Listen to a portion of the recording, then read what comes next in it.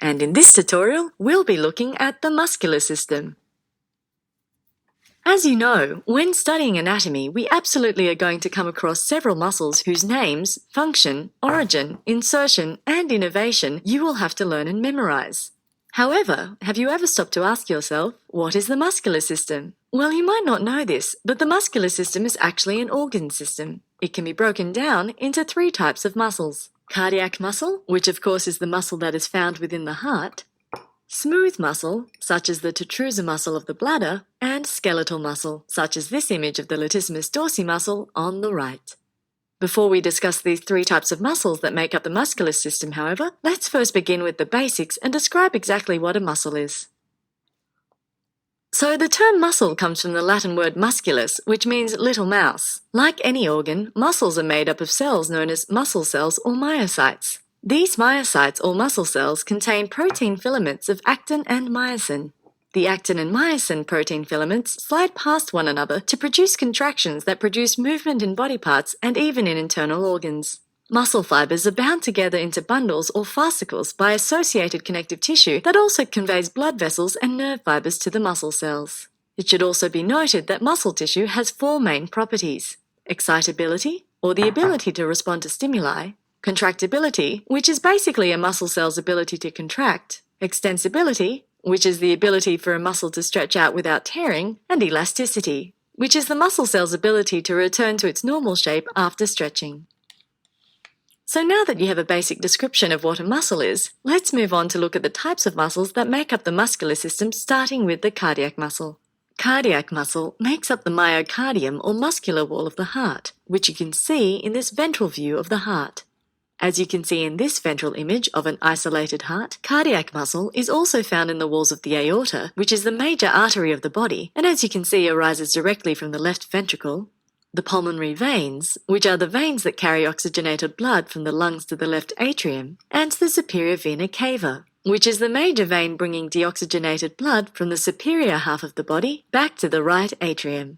In addition, the cells of cardiac muscle are shorter and broader, and this broadness coupled with interdigitations increases the surface area for impulse conduction of these cells. The muscle fibers of cardiac muscle are striated or striped in appearance, and they are connected end to end by cell junctions formed by intercalcating discs. Cardiac muscle is innervated by the autonomic nervous system, and the heart rate is intrinsically regulated by the sinoatrial node. The sinoatrial node, also referred to as the pacemaker, is made up of special cardiac muscles that are also innervated by the autonomic nervous system. The second type of muscle found in the muscular system is known as smooth muscle. Smooth muscle is found mainly in the middle layer of the walls of most blood vessels, otherwise known as the tunica media, which you can find in the walls of the femoral arteries on the right. It's also found in the muscular layer of the walls of the digestive tract, such as this inner circular layer of muscle in the stomach, and also in the eyeball, where it controls lens thickness and pupil size.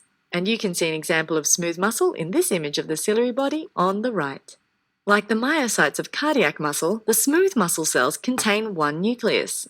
However, they have a narrow spindle-shaped appearance and lie parallel to one another. When the cell membranes of adjacent cells lie really close together, they are able to send contractile impulses from one cell to another through gap junctions or nexuses. The fibers of smooth muscle, which are non-striated, are arranged in longitudinal and circular fashion, such as can be seen in the muscular layer of the alimentary canal. In this image, you can see part of the esophagus, which is part of the alimentary canal, highlighted in green.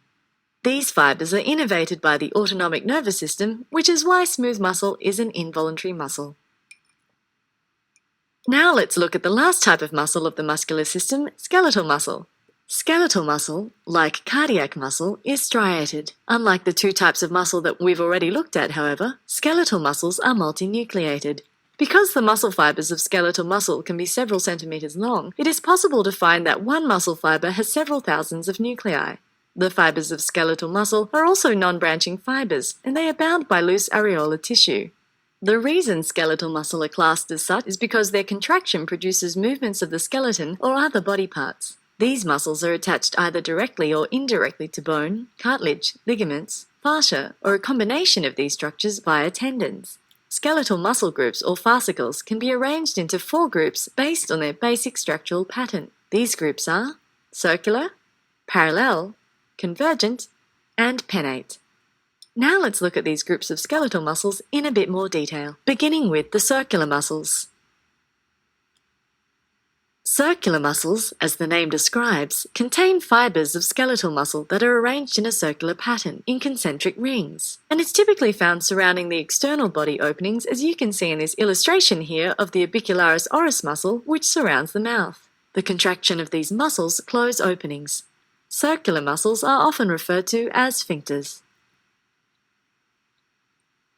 The second group of skeletal muscle is the parallel group, whose muscle fibers are either arranged in a strap shape, such as the sartorius muscle seen here on the right, or in a spindle shape, like the biceps brachii muscle seen here again on the right.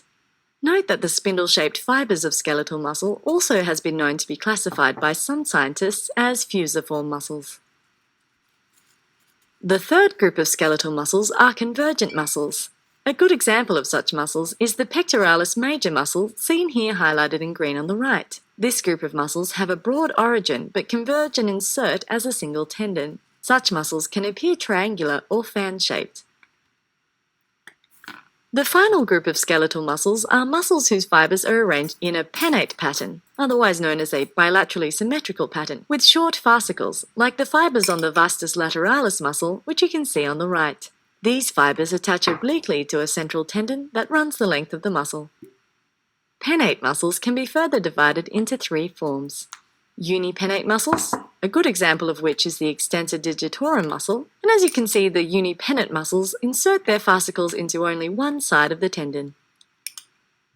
Bipennate muscles, for example the rectus femoris muscle, insert their fascicles into the tendon from the opposite side, giving the muscles a feather shape as the tendon is located in the center. Multi-pennate muscles, a good example of which would be the deltoid muscle. And multi-pennate muscles appear to look like many feathers side by side whose quills all insert into one large tendon.